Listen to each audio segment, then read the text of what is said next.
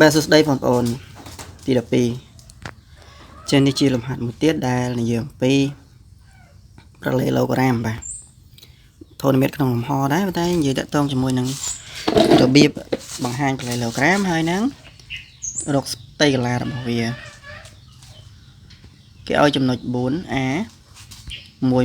1 B 2 3 4 C 7 7 5 D 6 5 2បាទដូចរូបក្នុងគោលណាទី1បង្ហាញថា ABCD ជាប្រឡេឡូក្រាមទី2គេនេះផ្ទៃកន្លាប្រឡេឡូក្រាមហ្នឹងបាទរូបមានហ្នឹងណា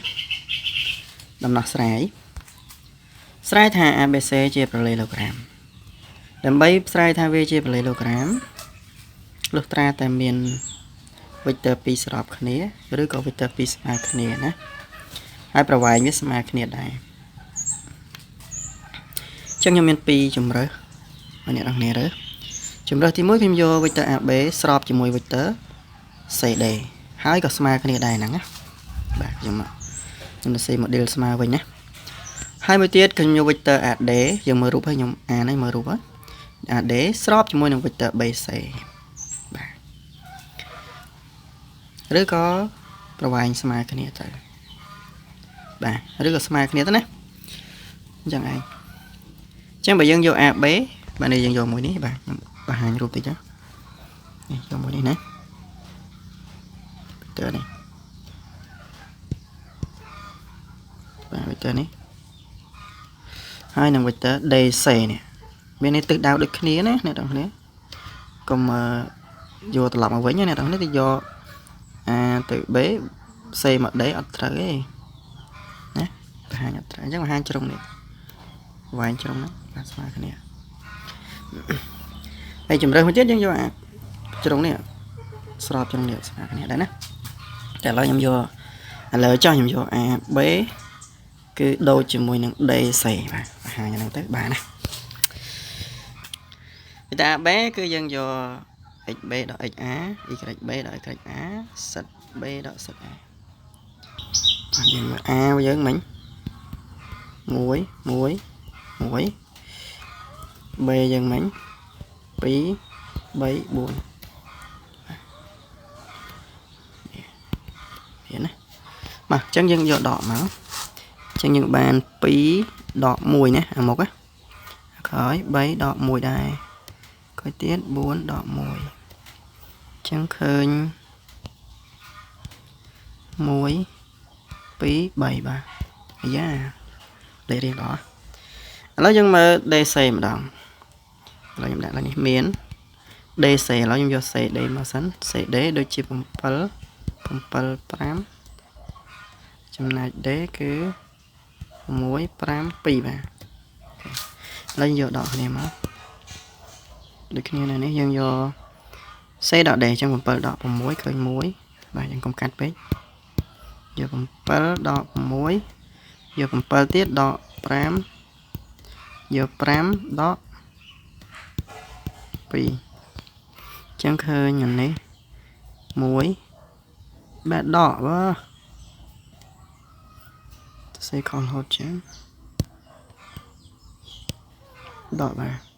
ចឹងនេះឃើញ2នេះឃើញ3ដូចគ្នាណាអញ្ចឹងដោយ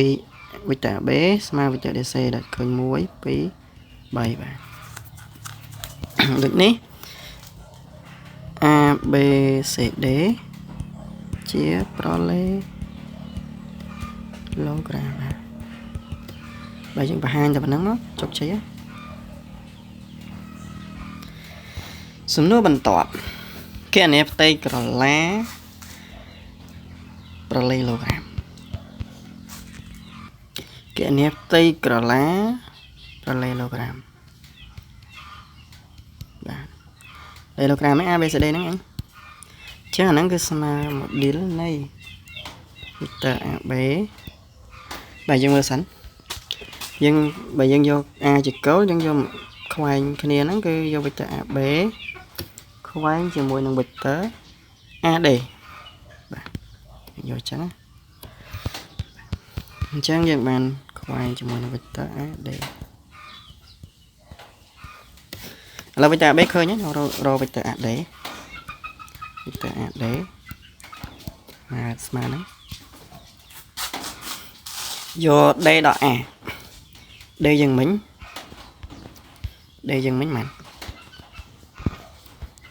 នេះ D 652 បាទ 652 652ដក A យើងមិញមួយទាំងអស់ចឹងស្មើនឹង5 4 1មកចឹងយើងរក vector AD ខ្វែងជាមួយ vector AD គឺស្មើនឹង vector E C K បាទចឹងមិញ AB វិញឃើញ1 2 3ណាចឹង1 2 3ដល់ពេលមិញនេះក្រោយនេះឃើញ5 4 1ចឹងស្មើនឹងបិទអាមុខចេញទៅយកតែក្រោយពីនេះ2 3 4 1បាទហ្នឹង vector E ដកកន្លែងហ្នឹងដកណាបិទអាកដាលសល់1 5 3 1 vector C បូកវិញចឹងបូកដកបូកបាទបិទអាចចុងស្រាលដើម1 5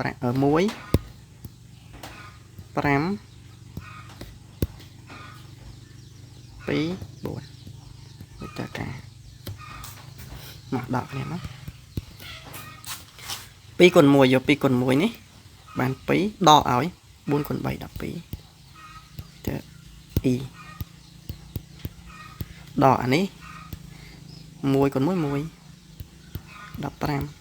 vector C នេះបូកហ្នឹងពួក3 5 គុណ 3 នេះ4អានោះដក 10 vector K អញ្ចឹងយើងនឹងឃើញចម្លើយអានេះវាឃើញ10 sorry ដក 10 vector E ដកឲ្យអានេះ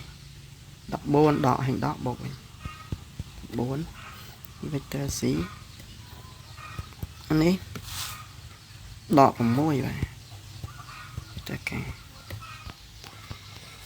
ញ្ចឹងយើងរក model វា model AB ខ្វែងជាមួយនឹង AD បាទចឹងគ្រាន់តែពាក់រឹសមកដក 10 លើកជាការ៉េបូក 14 លើកជាការ៉េបូកឲ្យដក 6 លើកជាការ៉េចឹងឃើញប្រហែលយើងនេះ100អានេះឃើញប្រហែលទេណា196ណាអានេះដូចជា36ណាចឹងបូកទៅឃើញនេះចូល296បូក36ទៀតជាប្រហែលនេះមើលមក6បូក6វា12សេ2ត្រាតុក1ឡើង4 4 13ត្រា1នេះឡើង2អញ្ចឹងបូកអានេះ100ទៀតឡើង3ដាក់2សិនណាចាំបូកយកបានចឹងសរុបចូលគ្នាទៅឃើញរឹសនៃ332បើបញ្ចេញរួចក៏បញ្ចេញទៅបើបញ្ចេញមិនរួចទុកប៉ុណ្ណឹងទៅមកចឹងឃើញចឹង S របស់យើង A B C D ហ្នឹងស្មើនឹងរឹសនៃ320ហើយកតា